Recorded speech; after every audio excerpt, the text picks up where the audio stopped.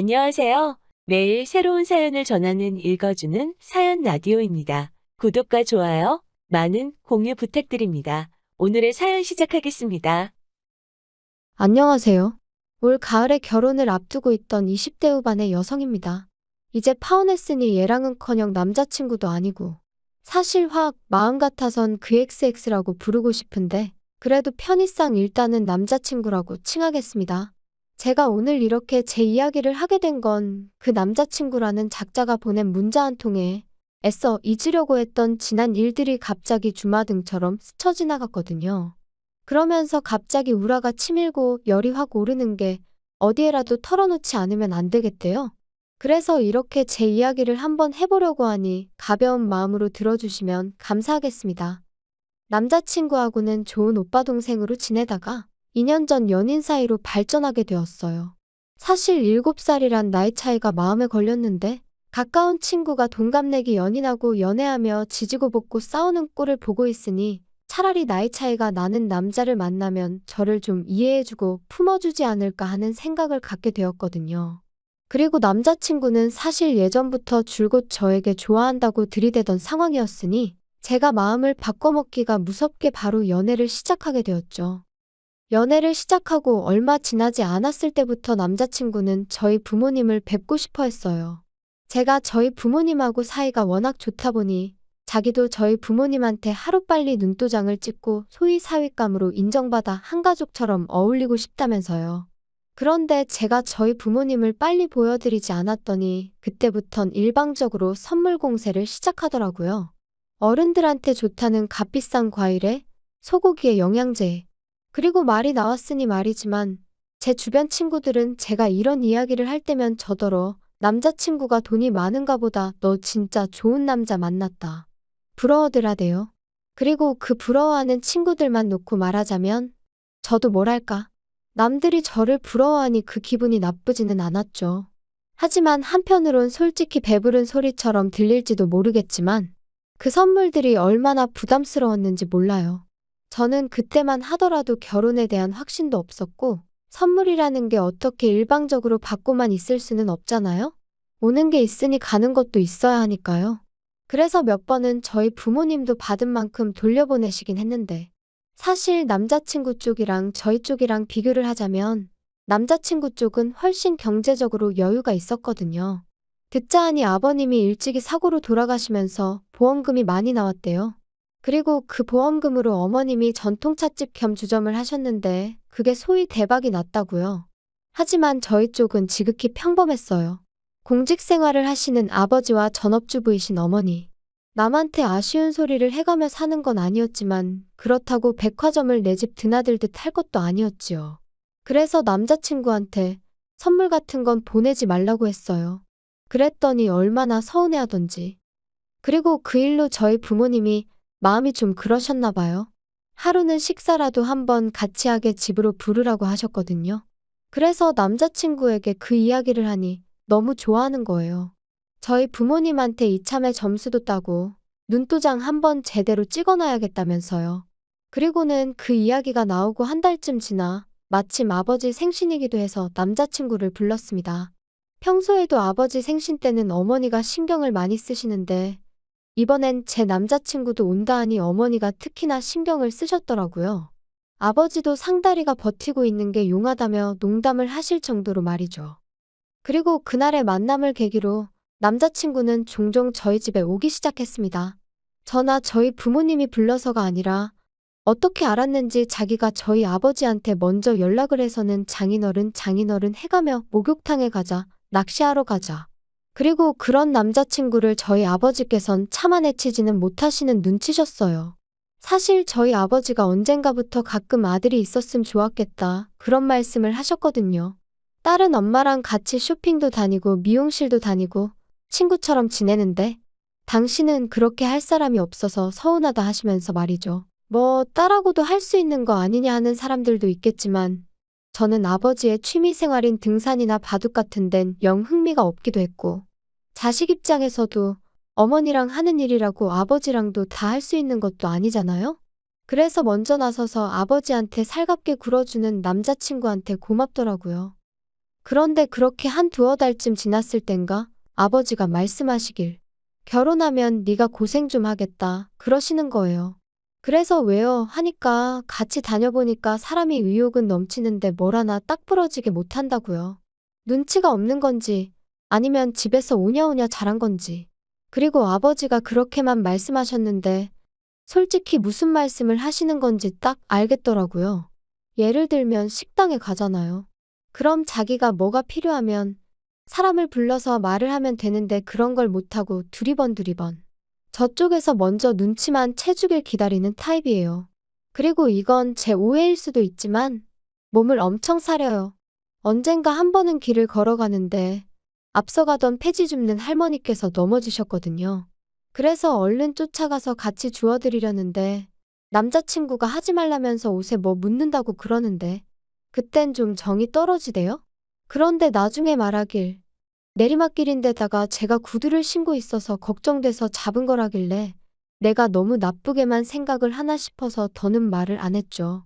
그런데 저희 아버지랑 있으면서도 얼마나 한심하게 행동을 했길래 아버지가 저런 말씀을 다 하시나 싶은 게 차마 남자친구 편을 못 들겠더라니까요. 그래서 그냥 아버지한테 연락 온다고 너무 다 받아주지 마시고 적당히 거리를 두셔도 된다고 했어요. 남자친구한테도 제가 잘 말하겠다면서요. 한편 그렇게 남자친구가 저희 부모님이랑 어느 정도 어색함을 덜어냈을 무렵 남자친구가 저더러 어머님을 한번 만나 뵙지 않겠냐고 물었습니다. 어머님이 도대체 어떤 여자길래 당신 아들이 이렇게 정신을 못 차리냐면서 저를 너무 궁금해 하신다고요. 그래서 제가 남자친구에게 우리가 정식으로 결혼 이야기가 오간 건 아니라서 내가 좀 불편할 것 같다 했더니 이제 와서 그렇게 말하면 자기가 너무 서운하다면서 자기는 이제껏 저희 부모님을 당연히 장인 장모님으로 여겼다나 어쨌다나. 그런데 저는 몇 번이나 남자친구더러 저희 아버지한테 장인어른이라 하지 말고 그냥 아버님이라고 하라고도 했었고 나름대로 선을 긋는다고 긋긴 했는데 그래도 서운해하는 남자친구 입장이 아예 이해 못할 것도 아니라서 알겠다고 그럼 한번 자리를 만들어 보라 했습니다. 그리고 이런 대화가 오가고 일주일이나 지났나? 전날 늦게까지 회사에서 야근을 한 탓에 데이트고 뭐고 그냥 집에서 늘어지게 잠이나 잤으면 싶더라고요. 그래서 남자친구에게 오늘 말고 내일 만나면 안 되겠냐고 연락을 해볼까 하려던 찰나였는데 핸드폰을 집어들기가 무섭게 남자친구에게서 전화가 걸려왔습니다. 저도 모르게 정말 한숨이 푹 나왔지만 남자친구가 무슨 잘못이라고 거기다 짜증을 낼 순 없잖아요. 그래서 평소와 다름없이 전화를 받았지요. 그런데 남자친구의 목소리는 무척이나 다급했습니다. 어머님 가게에서 일하는 직원이 연락도 없이 관뒀다며 지금 어머님이 화가 머리끝까지 나셨다나요? 그래서 제가 자기야, 그럼 오늘은 데이트 신경 쓰지 말고 가서 어머님 좀 도와드려. 그럼 자기는 나? 나도 사실 어제 늦게까지 야근해서 오늘은 좀 쉬고 싶었어. 그러니까 나 걱정하지 말고 얼른 가봐. 그랬구나. 알겠어. 목소리가 왜 그래? 아니 좀 서운하다. 만약에 반대 상황이었으면 나는 먼저 내가 도와줄 거 있냐고 물어봤을 것 같거든. 아, 그런가? 근데 내가 뭘 도와줄 수가 있나? 도와줄 수 있지. 그러지 말고 오늘 나랑 같이 어머니 도와드리러 가지 않을래? 어? 그래, 그럼 뭐. 알겠어. 솔직히 황당한 마음이 컸고 귀찮은 마음도 들었어요. 전통찻집이고 주점이고 가본 적도 없고 가서 제가 뭘 할 수 있을까 도무지 모르겠었거든요. 하지만 그간 남자친구도 나름대로 저희 아버지한테 잘하려고 했었잖아요. 그러니 저도 뭐 시쳇말로 받았으니 돌려줘야지라는 마음이었죠. 찻집에 도착하니 오후 2시 어머님한테 인사를 드렸는데 어머님의 첫마디는 오느라 수고했다. 너까지 오게 해서 미안하다가 아닌 왜 이렇게 늦게 왔냐며 거기 멀뚱하니 서 있지 말고 빨리빨리 움직여 였습니다. 그리고는 던지듯이 저한테 앞치마 하나를 주셨는데 제가 평소에 아는 앞치마랑은 또 디자인이 달라서 이걸 어떻게 입나 하고 잠깐 헤매고 있었거든요.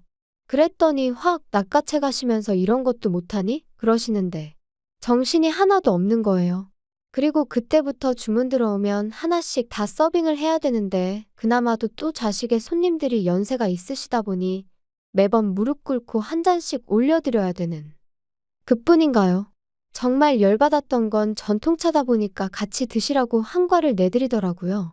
근데 한과를 꺼내다 보니까 한 봉지는 유통기한이 일주일이나 지나 있었죠.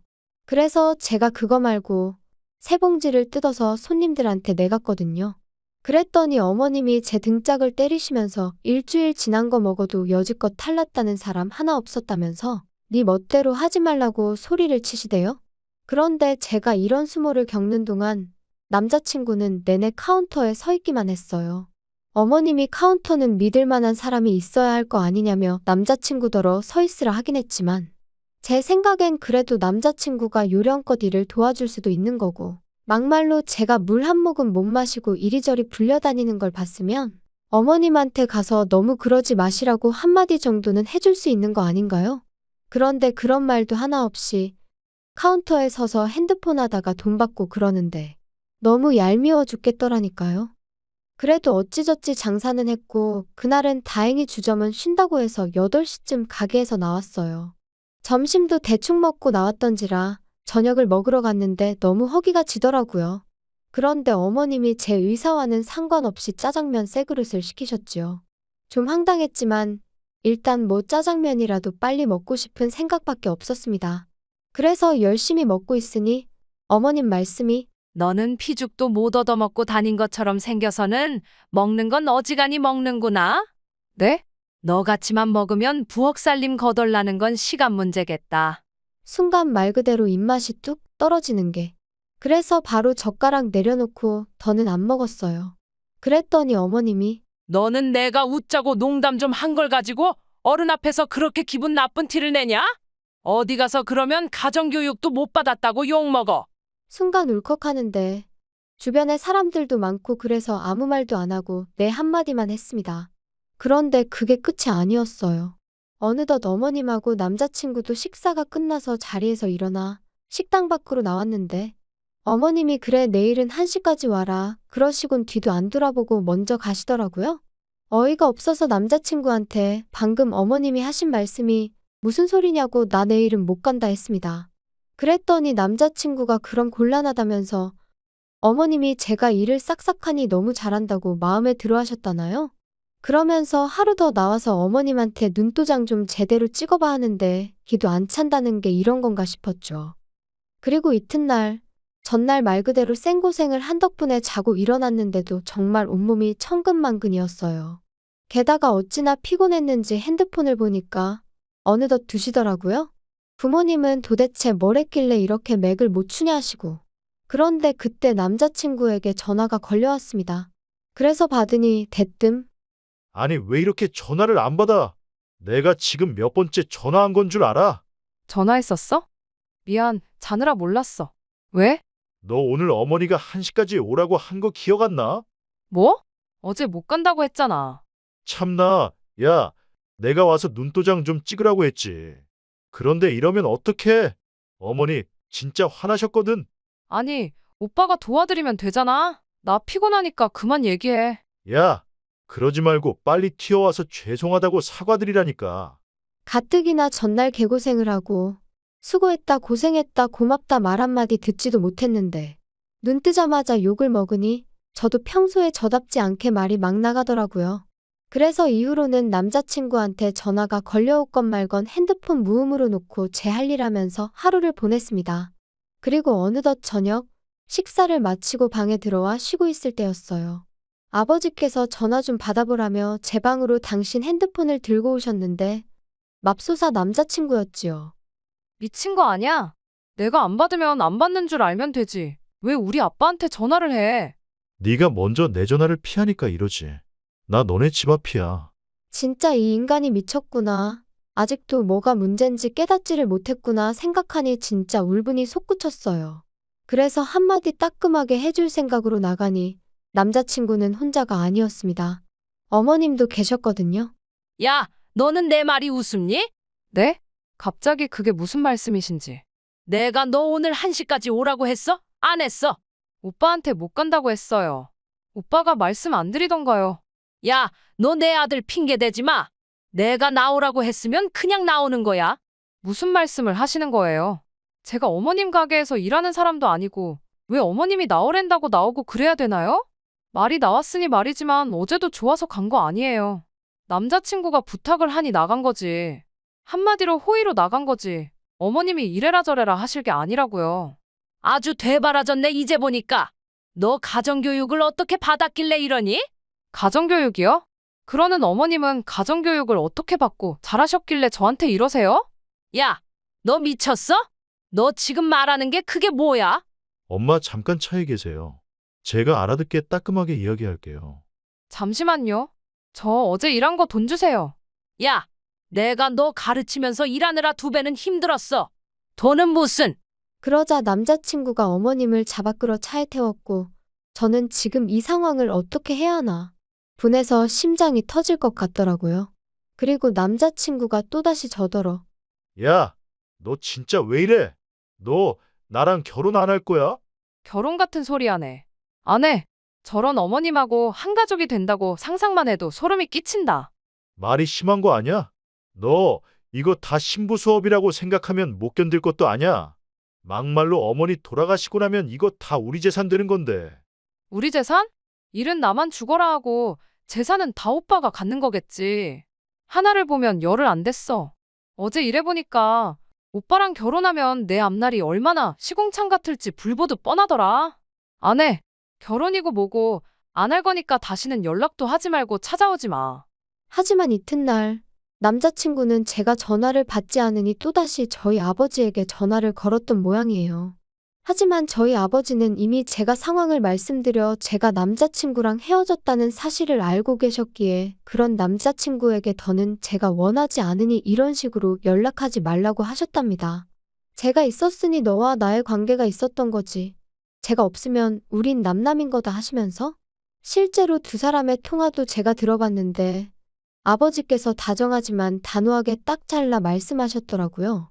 그런데 남자친구는 자기가 아버지가 안 계시니 저희 아버지를 아버지라 생각했다는 둥 어쨌다는 둥 하면서 한마디로 저희 아버지한테 원망을 쏟아냈대요. 그리고 저는 그게 너무 불쾌하고 화가 났어요. 그래서 남자친구에게 다시 전화하니 기껏 한다는 말이 역시 너는 착해. 난 네가 다시 연락할 줄 알았어. 웃기시네. 내가 전화한 건 더는 우리 아버지한테 연락하지 말라고 그 얘기하려고 한 거야. 야, 너 진짜 이렇게 나올래? 어머니가 표현이 서툴러서 그렇지. 너 되게 마음에 들어 하셨다니까. 내가 알 바 아니거든? 너 진짜? 내가 이런 말까진 안 하려고 했는데 왜 이렇게 계산을 못하냐? 막말로 너 그렇게 월급쟁이로 살아서 네 아버지처럼밖에 못 살아. 솔직히 사람이 돈이 있어야지. 니네 아버지 어디 가서 돈 아껴 쓰고 그러는 거 보면 내가 다 속이 터지더라. 저는 남자친구의 빈정거림과 비아냥 그리고 괜히 저 때문에 저희 아버지가 모욕을 당했다는 그 사실을 더는 참을 수가 없었어요. 제가 지금 남자친구와의 대화를 무척이나 간결하게 순화를 해서 그렇지. 막말로 재벌도 아니고 그렇다고 지가 얼마나 능력이 있는 것도 아니면서. 그래서 저는 고민 끝에 남자친구 어머님의 가게를 신고했습니다. 제가 비록 하루였지만 위생 상태니 뭐니 제 눈으로 다 봤잖아요. 그래서 식품위생과에 민원을 넣었죠. 그리고 얼마 전에 소식을 들으니 영업정지당하고 벌금도 내게 생겼다대요. 어떻게 마무리를 해야 하나 싶은데 솔직히 저희 부모님한테 미주알고주알 싹 다 말씀드리진 못했어요. 솔직히 딸이 남의 가게에서 등짝까지 얻어맞은 걸 아시면 저희 부모님이 아무리 점잖으신 분들이라도 가만히 계시지 않을 것 같았거든요. 그리고 속은 또 얼마나 상하실까 싶어서. 아무튼 이번 일로 제가 사람 보는 눈이 참으로 형편없었구나 싶기도 하고 한편으론 차라리 일찍이 남자친구 어머님을 만나뵐 거라는 후회도 됩니다. 그러면 제 청춘을 이렇게 허무하게 날릴 일도 없었을 테니까요. 그래도 마음 한켠으론 결혼 전에 알았으니 얼마나 다행인가 싶기도 해요. 부잣집 사모님 자리 놓친 게 아깝지 않냐는 친구한테 나는 이번 기회에 진짜 부자가 뭔지 다시 생각해보게 되었다고. 아무리 돈이 중요한 세상이라지만 내 자리는 내가 만드는 거라고. 제대로 된 대접도 못 받는 집구석에서 그깟 돈 몇 푼 쓰고 사는 게 무슨 위로가 됐을까 싶다 그랬네요. 아무튼 돈이 다가 아닙니다. 저는 나름대로 시행착오를 겪고 나서야 알게 되었지만 여러분은 그런 시간 낭비 없이 여러분을 여러분답게 존중받는 그런 삶을 사셨으면 좋겠네요. 긴 이야기 들어주셔서 감사합니다. 오늘의 사연은 여기까지입니다. 구독과 좋아요, 알람 설정해주시면 앞으로 더 좋은 사연으로 찾아오겠습니다. 감사합니다.